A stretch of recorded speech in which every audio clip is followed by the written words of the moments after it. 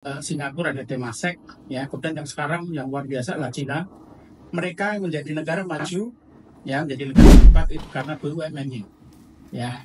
Nah, kita ini melihat ya selama 5 tahun terakhir di Bapak Erik, kita melihat pola yang ada di Temasek itu persis ya mulai terjadi di BUMN kita.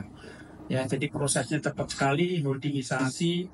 Jadi intinya idenya Pak Erik kan dibikin gajah, ya, makanya kenapa gajah belajar flamenco besar-besar, holdingisasi, klasterisasi, ya, terus direkatkan dengan namanya akhlak. Jadi akhlak itu core values itu digunakan untuk merekatkan. Jadi kalau kita besar, maka kita keluar akan powerful gitu ya. Dari 100 berapa Bang Arya? 144 sekarang jadi 41 ya Bang Arya.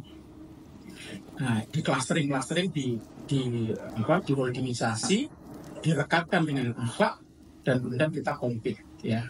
Saya ramalkan nanti BUMN ini akan kayak spin off ya, seperti yang terjadi di Temasek teman-teman.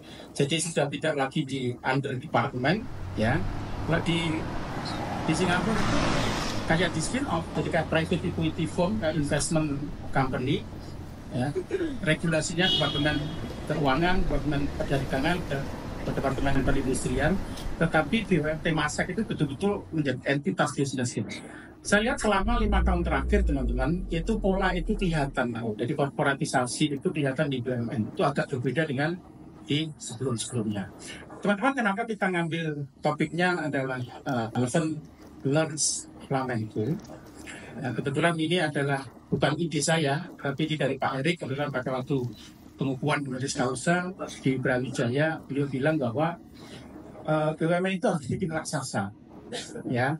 Tapi raksasa ya menjadi gajah gitu ya, menjadi gajah, tapi bukan gajah yang malas gitu ya, tetapi gajah yang ada 3 ya.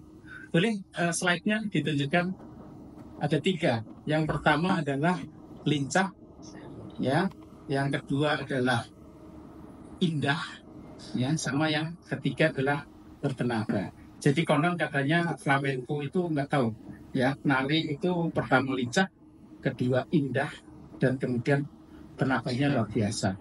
Jadi Pak Ete mengharapkan bahwa BUMN kita itu ke dunia global bersaing globally itu punya 3 ini, agile dan adaptif gitu ya. Jadi teman-teman, hari ini kita akan berikutnya akan lihat ini sekali lagi belajar dari Pak AY ini. Kalau gini-gini segitiga, pokoknya semua harus 3 gitu ya. Itu Pak AY ya. Jadi seminar ini dan buku ini kita rancang compact ya. Komunikasi itu penting.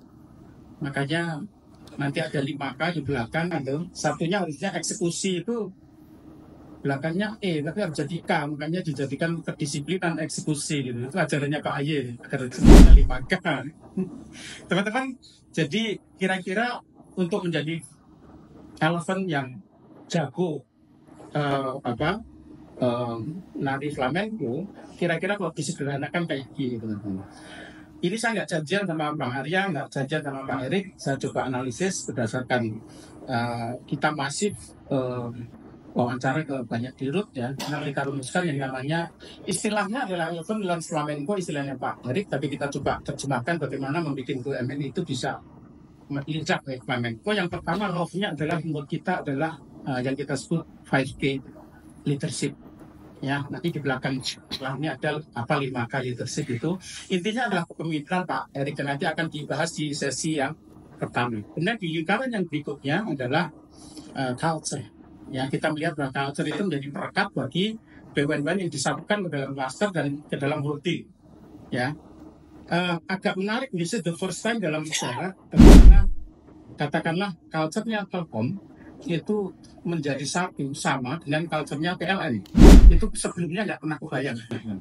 Tetapi di bawah Pak Erik ini, dan menurut saya 5 tahun hasilnya agak lumayan ya, itu bisa disatukan ya, bisa disatukan. Itu sebelumnya nggak ada kayak gitu, karena masing-masing Telkom hire BKC ya, PLN hire BCG gitu, masing-masing punya daya kerja ya. Jadi yang paling dalam ya, ini kayak great spirit nih Pak ya. Jadi yang paling dalam leadership, yang lingkaran keduanya, lapis yang keduanya adalah budaya kerja. Terus kemudian yang segitiga, yang paling luar adalah ini strategi. Strateginya kita identifikasi 3. Yang pertama transformasi, ya. Yang kedua adalah digitalisasi, dan kemudian yang ketiga adalah kolaborasi. Ya, salah satu ciri dari pengelolaan BUMN di bawah Pak Erik adalah kolaborasi. Makanya kenapa agar semua bisa kolaborasi, rekatnya adalah core values, akhlak itu. Ya, boleh berikutnya. Nah ini kira-kira 5K itu ini. Jadi nanti Bang Arya akan banyak cerita, akan testimoni. Jadi harusnya yang agak aneh, Pak Aye itu di yang pertama, Pak. Harusnya cuma 1 kata. Tapi kalau 1 kata kuncinya eksklusi, Pak. Makanya dia jadinya kedisiplinan eksklusi, Pak. Itu ilmunya Pak Aye. Jadi ciri atau leadership yang paling unik dari Pak ET menurut kita adalah, menurut IPF, ada 2 yang pertama. Ya. Dan Pak ET bilang sendiri bahwa kepemimpinan adalah masalah eksekusi. Ya, kepemimpinan adalah masalah eksekusi. Tidak cuma strategi, tapi justru yang paling penting strategi, kemudian eksekusi, dan result. Ya, sebenarnya ujung-ujungnya adalah result. Yang kedua kecepatan. Ya, bagaimana misalnya BSI itu dalam waktu nggak sampai setahun tiba-tiba jadi gitu ya. BRIS sama BSN disatukan. BTPN dari 13 atau 14 sebenarnya. 14 ya. 14 jadikan 1 ya, di rootnya masing-masing 5, kalau jadi 1 jadi tinggal 5 kali 13 berapa, itu dinamikanya luar biasa. Dan kemudian PLI gitu, BTPN, kemudian Ultramikro ya, kemudian Pertamina, teman-teman, ada hulu, ada tengah, ada hilir, supply chain diintegrasi, terus kemudian terjadi interaksi atau integrasi antar supply chain ya. Ultramikro juga begitu. Yang paling kecil PNM, kemudian tengahnya Pegadaian, yang agak gede nanti portofolio yang agak gede itu adalah di BRI gitu. Jadi ini luar biasa kan. Semua jalan dengan eksekusi dan kecepatan. Terus yang ketiga adalah keberanian, ya, kaitannya ke bersih-bersih, ya. Nggak mau banyak ngomong tentang bersih-bersih. Nanti Bang Ari aja yang banyak ngomong, ya, bersih-bersih, ya, jiwasraya. Dan yang menarik adalah justru Pak Erik dan justru melaporkan anak buahnya gitu ya. Terus kemudian yang keempat adalah keberanian, kebersamaan intinya kolaborasi, dan yang terakhir adalah kebangsaan ini penting. Makanya kenapa kita melihat bahwa BUMN itu akan menjadi pilar ya, karena kalau swasta mungkin agak susah untuk bangun IKN ya, bangun bus segala macam agak susah.